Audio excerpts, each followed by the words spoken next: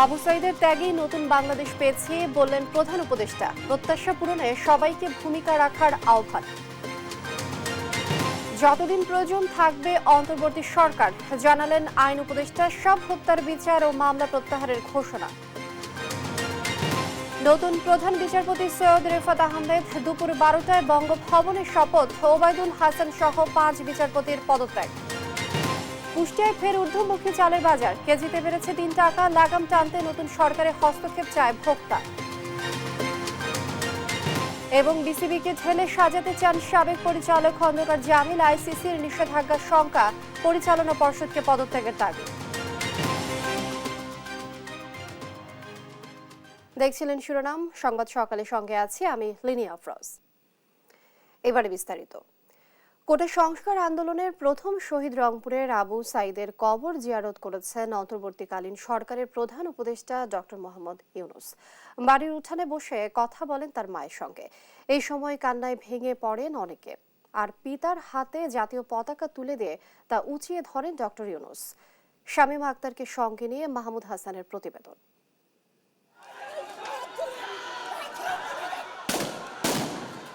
আবু সাইদের হত্যাকাণ্ডের ধারাবাহিকতায় ছাত্র গণ অভ্যুত্থানের মধ্য দিয়ে বাংলাদেশ অর্জন করে দ্বিতীয় স্বাধীনতা। পতন ঘটে স্বৈরাচারী শেখ হাসিনার।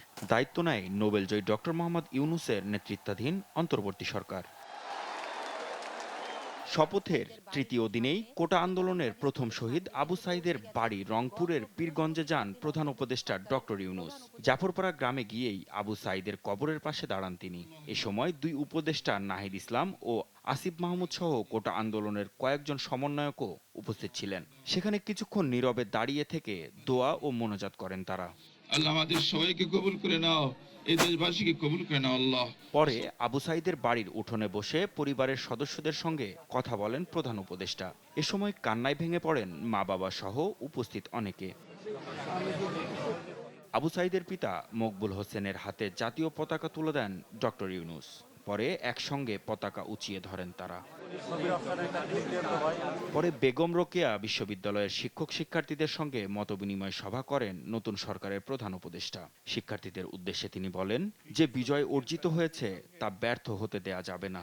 মহাকাব্য করি না, মহাকাব্যের নায়ক থাকে, কি সাংঘাতিক ঘটনা ঘটে, আমরা মনে করি যে এদের নায়ক নায়িকারা কি সাংঘাতিক রকমের ক্যারেক্টার।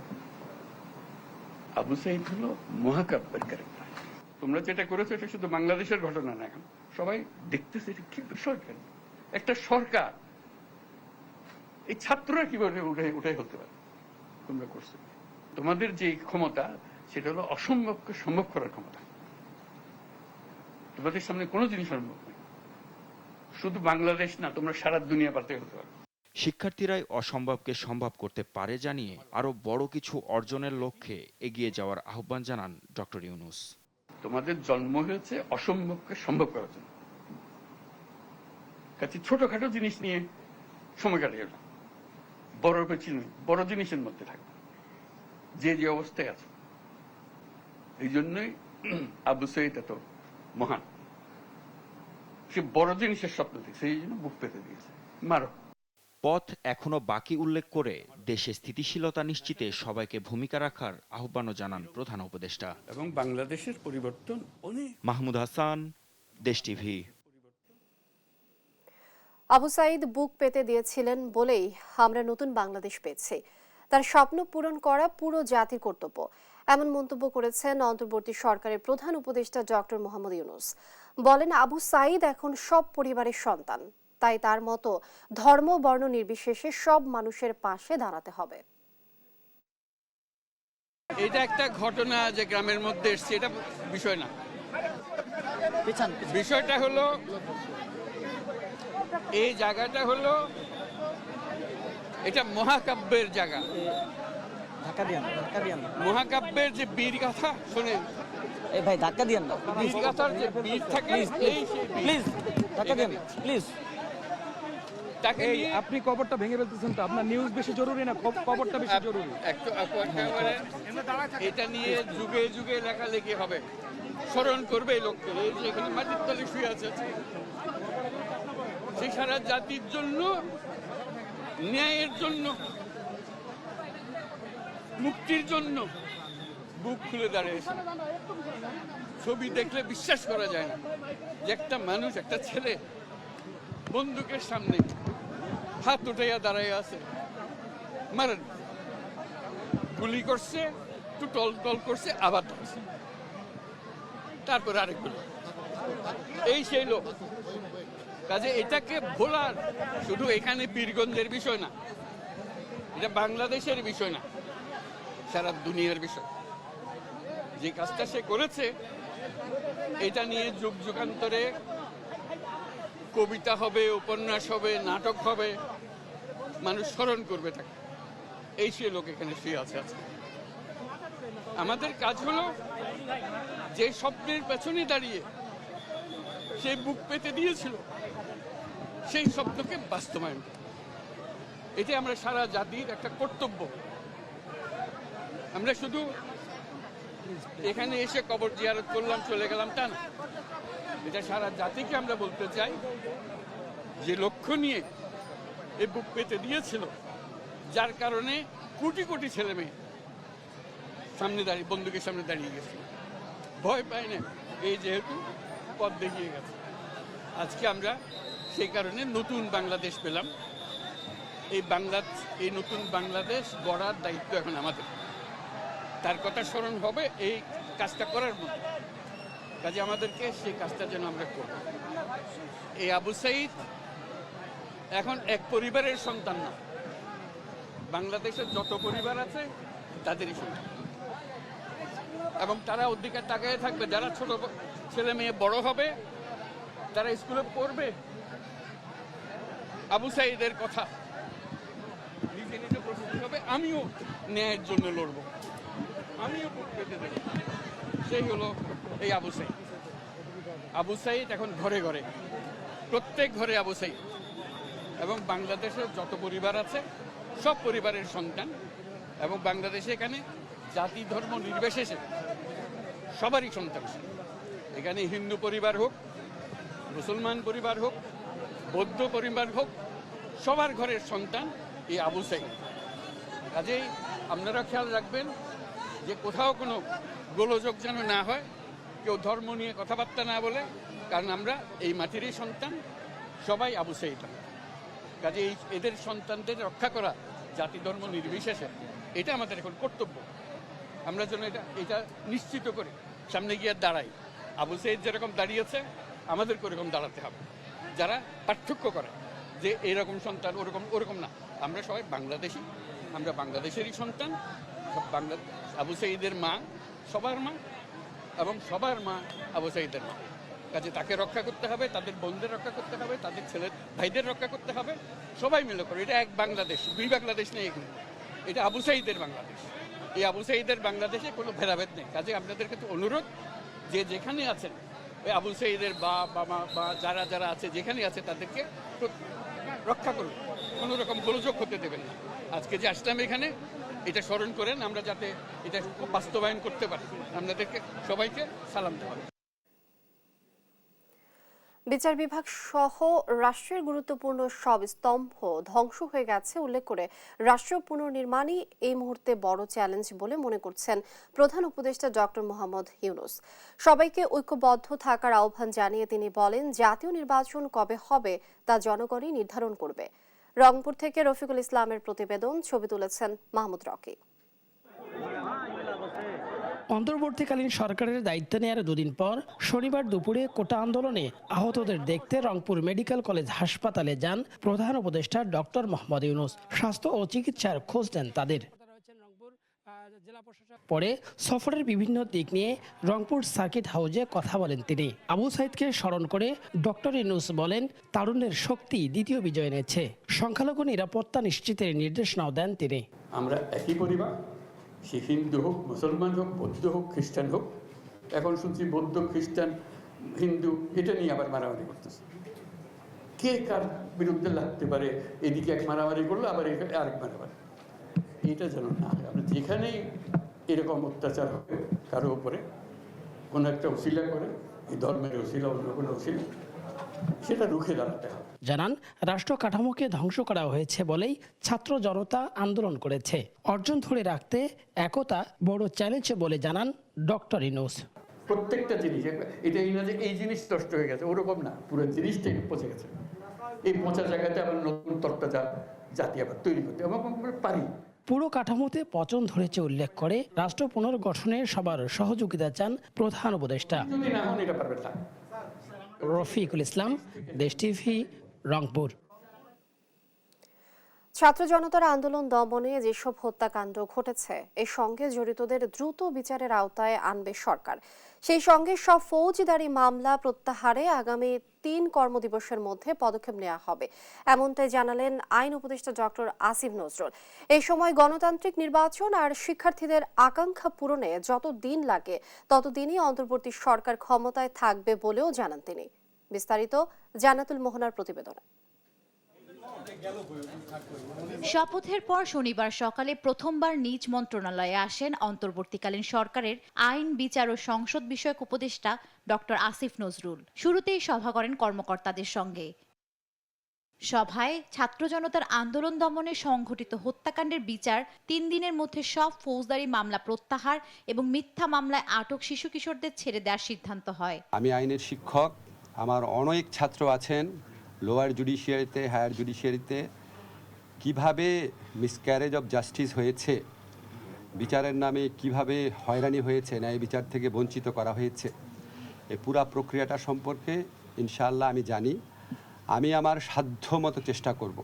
এ সময় রাজনৈতিক দলের চাহিদা অনুযায়ী গণতান্ত্রিক নির্বাচন এবং শিক্ষার্থীদের আকাঙ্ক্ষা পূরণ না হওয়া পর্যন্ত অন্তর্বর্তী সরকার দায়িত্ব পালন করবে বলে জানান উপদেষ্টা। সংস্কারের আকাঙ্ক্ষা মানুষে আছে, সংস্কারের আকাঙ্ক্ষা এবং নতুন নির্বাচনের আকাঙ্ক্ষার মধ্যে সমন্বয় করে যেটা যতদিন থাকা দরকার ততদিনই থাকার আমরা থাকবো, বেশিও না কমও না।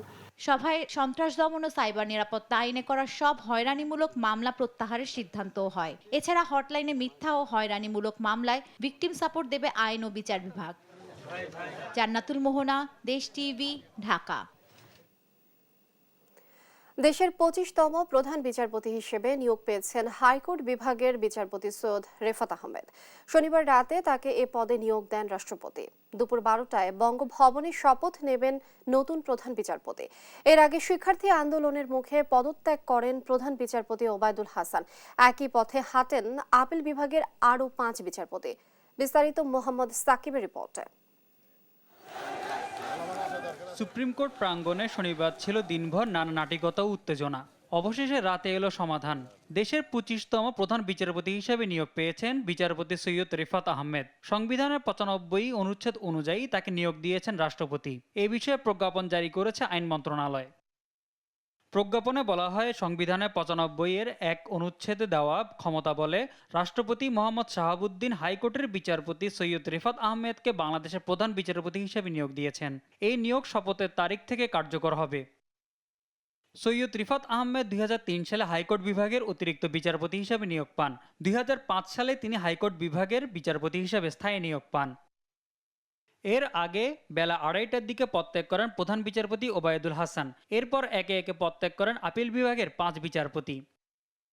শনিবার সকাল থেকে প্রধান বিচারপতি সহ আপিল বিভাগের 7 বিচারপতির পদত্যাগের দাবিতে সুপ্রিম কোর্টের হাইকোর্ট বিভাগের বর্ধিত ভবনের সামনে বিক্ষোভ করেন আন্দোলনকারীরা। প্রধান বিচারপতি পদত্যাগ করার নীতিগত সিদ্ধান্ত নিয়েছেন জানার পর দুপুরে আন্দোলনকারীরা হাইকোর্ট এলাকা ছেড়ে যান।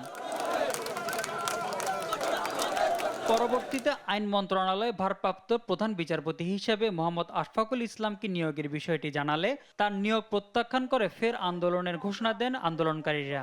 একই সঙ্গে রেফাত আহমেদকে প্রধান বিচারপতি হিসেবে নিয়োগ দেওয়ার দাবি জানান তারা। শেষ পর্যন্ত আন্দোলনকারীদের দাবি পূরণ করেন রাষ্ট্রপতি।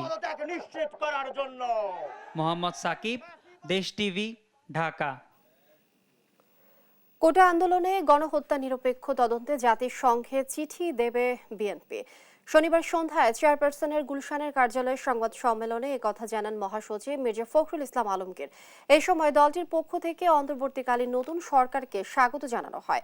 মির্জা ফখরুল জানান, সংখ্যালঘুদের উপর হামলার ঘটনায় বিদেশি কিছু গণমাধ্যমে বিএনপিকে জড়িয়ে ভুল সংবাদ প্রকাশিত হচ্ছে। কোথাও কোনো হামলার সাথে বিএনপি সম্পৃক্ত নয় বলে দাবি তার। সমসাময়িক বিষয় নিয়ে শনিবার রাতে গুলশান চেয়ারপারসন কার্যালয়ে সংবাদ সম্মেলন করে বিএনপি। এ সময় উপস্থিত ছিলেন কেন্দ্রীয় নেতারা। সংবাদ সম্মেলনের শুরুতেই উঠে আসে কোটা আন্দোলনে সহিংসতার মৃত্যু প্রসঙ্গ। এই সময় বিএনপি মহাসচিব মির্জা ফখরুল ইসলাম আলমগীর জানান, গণহত্যার নিরপেক্ষ তদন্তে জাতিসংঘ ও প্রধান উপদেষ্টার কাছে চিঠি দেবে দলটি। এছাড়া একই সাথে নতুন সরকারকে স্বাগত জানান তিনি। সরকার বাহিনী দিয়ে যে নৃশংসভাবে গণহত্যা করা হয়েছে, সেই গণহত্যার ব্যাপারে আমরা সবসময় কথা বলে এসেছি এবং জাতিসংঘের উদ্বেগ ছিল এটাতে সবচেয়ে বেশি। আমরা সিদ্ধান্ত নিয়েছি যে জাতিসংঘের কাছে আমরা এই বিষয়ে একটা নিরপেক্ষ তদন্ত চেয়ে আমরা চিঠি পাঠাবো। আমরা এটাও সিদ্ধান্ত নিয়েছি যে আমাদের প্রধান উপদেষ্টা যিনি, তাকে আমরা চিঠি দেব। প্রথমে যে কাজগুলো তারা শুরু করেছেন সেই কাজগুলো নিঃসন্দেহে গোটা দেশের জাতির কাছে অনেকটা আপনার একটা আশার সৃষ্টি করছে। দেশব্যাপী সংখ্যালঘুদের উপর হামলা প্রসঙ্গে মির্জা ফখরুল ইসলাম আলমগীর জানান, বিএনপিকে জড়িয়ে মিথ্যা তথ্য ছড়ানো হচ্ছে। দাবি করেন, সাম্প্রতিক সময়ে যেসব সংঘর্ষ হচ্ছে তাতে বিএনপি কোনোভাবেই জড়িত নয়। দেশে এবং বিদেশে কিছু কিছু গণমাধ্যমে বাংলাদেশের বর্তমান পরিস্থিতি নিয়ে বিভ্রান্তিকর আপনার খবর সংবাদ পরিবেশন করা হচ্ছে। সংখ্যালঘু সম্প্রদায়ের উপরে আক্রমণ, এটার সঙ্গে কোনো রাজনৈতিক দলের, বিশেষ করে আমাদেরকে জড়িয়ে একটা আপনার অপপ্রচার চালানোর চেষ্টা করা হচ্ছে। সংযুক্ত আরব আমিরাতে আটক 57 প্রবাসীকে ছাড়তে অন্তর্বর্তীকালীন সরকারকে উদ্যোগ নেওয়ার আহ্বান জানান বিএনপির মহাসচিব। ইউএই, যেখানে আপনার আমাদের প্রায় 50 জন। শিউলি রায়, দেশ টিভি, ঢাকা। একে একে চালু হচ্ছে থানাগুলো, তবে আতঙ্ক না কাটায় অনেকে দায়িত্ব পালন করছেন সাদা পোশাকে। এখনো ফেরেননি অনেকে। আর ধ্বংসস্তূপে পরিণত হওয়া থানাগুলোতে পরিচ্ছন্নতা কার্যক্রম শুরু করেছে স্থানীয় জনতা ও রাজনৈতিক কর্মীরা। M A আজিমের report. এলাকাবাসীকে সঙ্গে নিয়ে শুক্রবার সকালে পল্টন থানার ধ্বংসস্তূপ সরাতে নেমে পড়েন জামাত ও তার সহযোগী সংগঠনের নেতাকর্মীরা। জনগণের সেবা নিশ্চিতে থানার পূর্ণাঙ্গ কার্যক্রম চালু করতে সহযোগিতা করছেন তারা। পুলিশ প্রশাসনের বাইরে ওনারা অফিস করতে পারতেছেন না, আমরা ওনাদেরকে আশ্বস্ত করেছি যেন আমরা এটা পরিষ্কার পরিচ্ছন্ন, সাথে সাথে চেয়ার টেবিল ইতিমধ্যে আমরা প্রয়োজনীয় যে অংশগুলো লাগবে এই অংশগুলো আমরা ক্রয়ের জন্য ইতিমধ্যে আমরা সিদ্ধান্ত গ্রহণ করেছি। আমরা আজকের দিনের ভিতরে ইনশাআল্লাহ এই থানাকে বসার উপযোগী করে দেওয়া যাবে। এরপরে সার্বিক কাজ আস্তে আস্তে ধীরেই করবে। থানায় ফিরছে পুলিশ সদস্যরাও। পরিচ্ছন্নতা কাজ শেষ হলেই কার্যক্রম শুরু করবেন তারা। আমরা জনগণের সেবক, আমরা সেবক হয়ে থাকতে চাই এবং আমরা সবাই এই দেশটাকে মিলেমিশে কাঁধে কাঁধে কাঁধ মিলে আমরা সবাই শান্তিপূর্ণ বজায় রাখার চেষ্টা করবো ইনশাল্লাহ। জনগণ আইগে না আসলে আমরা তো আসলে কাজ স্বাভাবিকভাবে কাজ করতে পারবো না। যেহেতু আরসি এলাকার অন্যান্য লোকজন আসছে, আমরা চাই যে আগের মতো কার্যক্রম শুরু করতে। এদিকে ভাঙচুর না হওয়া থানাগুলোতে চলছে সাধারণ ডায়েরি থেকে অভিযোগ গ্রহণ। জনবল বাড়লেই টহল কার্যক্রমও শুরু করবেন তারা। না, আমাদের আল্লাহর মতো কোনো দ্বিধাদ্বন্দ্ব নাই, আমরা কাজ শুরু করছি। জনগণ আসলে আমরা যে কোনো কিছুর জন্য আসলে আমরা কাজ করে দিতে ইচ্ছুক। পুলিশের এখতিয়ারভুক্ত তারা আইনি সহযোগিতা যেগুলো পান, অবশ্যই আমরা যতদূর সম্ভব এখন বসে থেকে সেটা আমরা করে দেব ইনশাআল্লাহ। তবে আতঙ্ক না কাটায় এখনও বেশিরভাগ থানায় সাদা পোশাকে দায়িত্ব পালন করছে পুলিশ। কাজ শুরু করেছে রাজধানীর থানাগুলো। কোনো ব্যক্তি বা দল নয়, পুলিশ হবে জনগণের বন্ধু। রক্ষা করবে জানমাল, নিরাপত্তা দিবে সবার, এমনটাই প্রত্যাশা রাজধানীবাসীর। এম এ আজিম, দেশ টিভি, ঢাকা। নিত্যপণ্যের দাম আগের তুলনায় কিছুটা কমলেও এখনো স্বাভাবিক হয়নি বাজার। সিন্ডিকেটের কারসাজি বন্ধে অভিযানে নেমেছে ভোক্তা অধিদপ্তর। এতে যোগ দেয় শিক্ষার্থীরাও। তাদের অংশগ্রহণ সিন্ডিকেটের দৌরাত্ম্য বন্ধে গুরুত্বপূর্ণ ভূমিকা রাখবে বলে মনে করেন ভোক্তা অধিদপ্তরের মহাপরিচালক। বিস্তারিত শাহাদাত নিশাদের রিপোর্টে। মিরপুর শাহ আলী মার্কেটের তাইয়েবা রাইস এজেন্সি প্রতি বস্তা ৩,২০০ টাকায় বিক্রির মূল্য তালিকা লাগিয়েও নেওয়া হচ্ছে বাড়তি দাম। রোববার দুপুরে ভোক্তা অধিদপ্তরের অভিযানে ধরা পড়ে এমন কারসাজি। একই চিত্র আলু পেঁয়াজের বাজারেও। পাইকারিতে দাম কমলেও প্রভাব নেই খুচরা বাজারে। মাছ, মুরগি ও গরুর মাংসের বাজারেও চিত্র একই। অভিযানের মুহূর্তেই পাল্টে যায় বাজারের চিত্র।